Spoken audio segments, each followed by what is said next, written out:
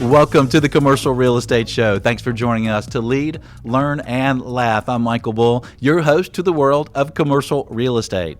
Well, today we're going to talk about the industrial real estate market throughout the U.S. You know, the industrial real estate market has been very hot, and we're going to see how hot it is and what to expect in the future. We're also going to share some user strategies. So if your company uses industrial real estate, you want to listen to this show. Well, please welcome my first guest, Rene Circ. He is Director of U.S. Research for the Industrial Market with CoStar. Rene, thanks for joining us today. Thank you for having me. Well, Rene, let's start with an update on the fundamentals of absorption and rates and occupancy in the industrial U.S. market. For the second quarter and year to date, where is performance? Where are we today? Well, I mean, to be perfectly honest, I'm a little bit coming here with mixed feelings. The market is overall doing very well. So let's start there. During the quarter, vacancy declined another 10 basis points, and for the year, it's down 20 basis points. So right now, we stand at about 7.2%. Now, the most amazing part of that number is that it's actually 40 basis points lower than the lowest point the last cycle. So you would have to go back to the internet bubble years to see vacancy rates this low. So from that perspective, it's phenomenal. On the demand side, well, I would say it was a little bit disappointing, especially the second quarter. If you look at the last several years, we saw a very nice cyclical pattern with the first quarter being the weakest, the fourth quarter being the strongest, and the two middle ones being sort of in between. Well, this time around, the second quarter actually came in a little bit weaker than the first. And even the sum of the two, first and second, year over year, is down about 5 million square feet. So we saw about 30 million square feet absorbed in the second quarter versus 33 million square feet absorbed in the first quarter. So those are not bad numbers, but maybe I'm getting used to stronger numbers than that by now.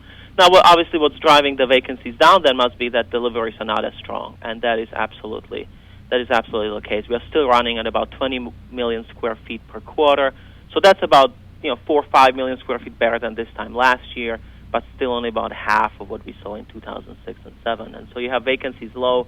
What happens to rents? Well, they go up, and year-over-year rents are up about 3.5%, and that's actually a very widespread number.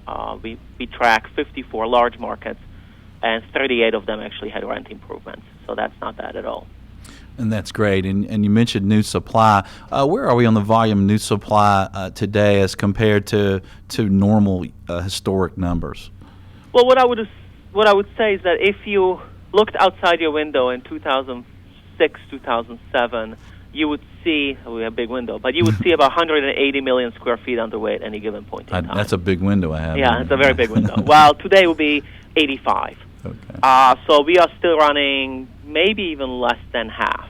So still very, very low. Now that 85 was 40 million square feet a couple years ago. So we have doubled the activity, but still we can double it one more time and still theoretically be okay. Okay. So do you expect new supply to increase?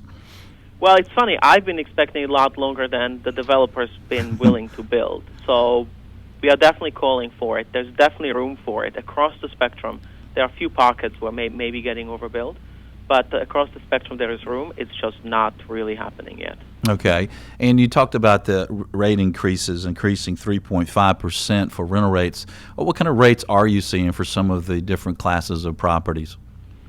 Well, I mean, it's all over the board just because it depends on the property type, it depends on the market. But if you think of it in terms of relative to 2007 rates, in most of the markets, rates are still below their previous peaks, and that number can range between 5 and 10%. Now, there are exceptions to that rule. If you look at Denver, we all know why.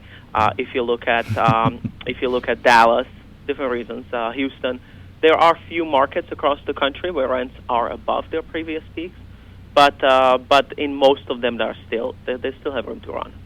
Okay, so your outlook for industrial is bullish for the next few years? Absolutely. We expect the second half to be stronger.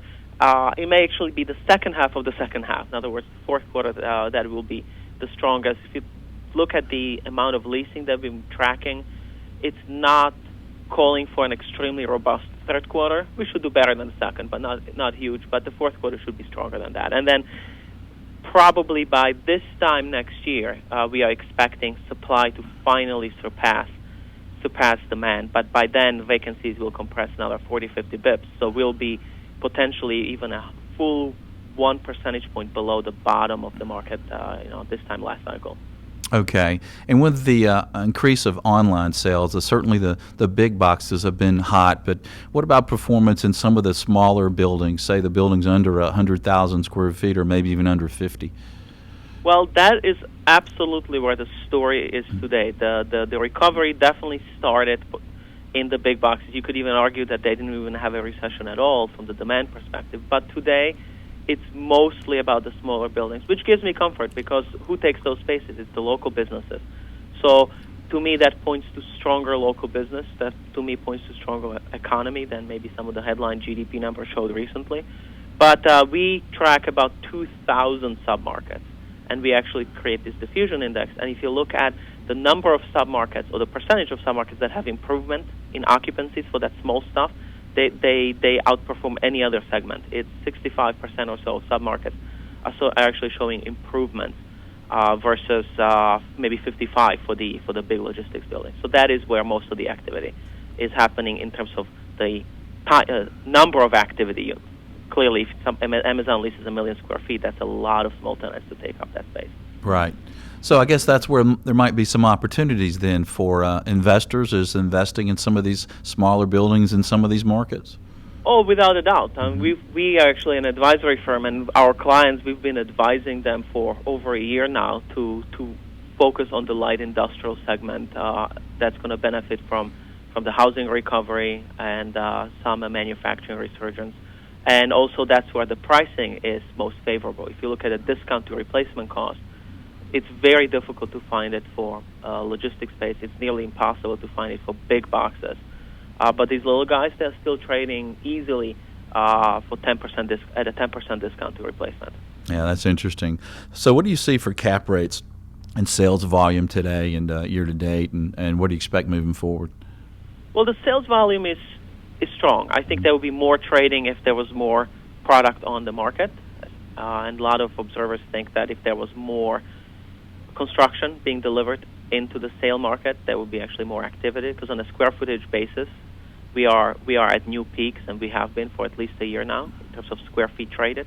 On a dollar basis, we got there. We are back to the previous peak.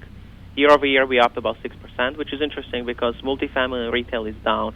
Office is a little better up than we are, but industrial is up 6%. That's not bad. And in terms of cap rates, well, it's interesting because it's a blend, right? So on a blended basis, cap rates are actually going up because capital is flowing into, search for yield in the lesser properties, the secondary market. So the weighted average is actually going up. But if you dissect it, you see that the best stuff is staying put. We don't see any compression anymore.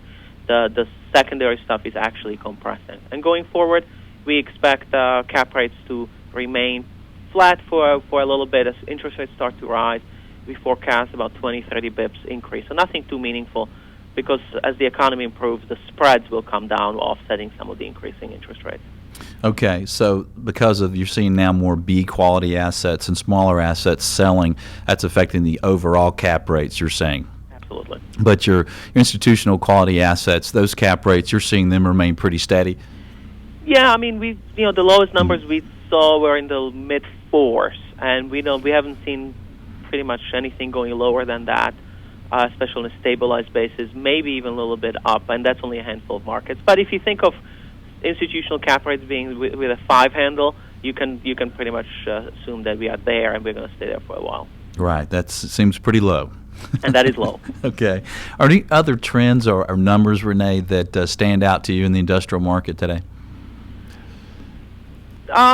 Nothing too new. I mean, I'm still fascinated by this e-commerce industry and how much it's been driving demand. The estimates are about 30% of all net absorption is a function of e-commerce. It's probably even more than that in certain in certain markets, and we don't really see that slowing. So the interesting thing that we are looking at now is that shift that's occurring from the primary driver of demand the last 10 years was containers coming in from China into the port of LA Long Beach. That is not going to be the driver for the next 10 years. It won't be a detriment, but it won't be the same driver. Really, the driver now is going to be e-commerce trying to get closer to their customers. So we are starting to see some smaller markets actually factor in a bigger way than standard inland empires of the world. Rene, thanks for joining us. Stay tuned for more on the industrial real estate market. We'll be right back. The Commercial Real Estate Show is brought to you by Florida International University and Bull Realty Commercial Brokerage, a great place to do business. For more information on these companies or to access additional podcasts, videos, or blogs, visit commercialrealestateshow.com.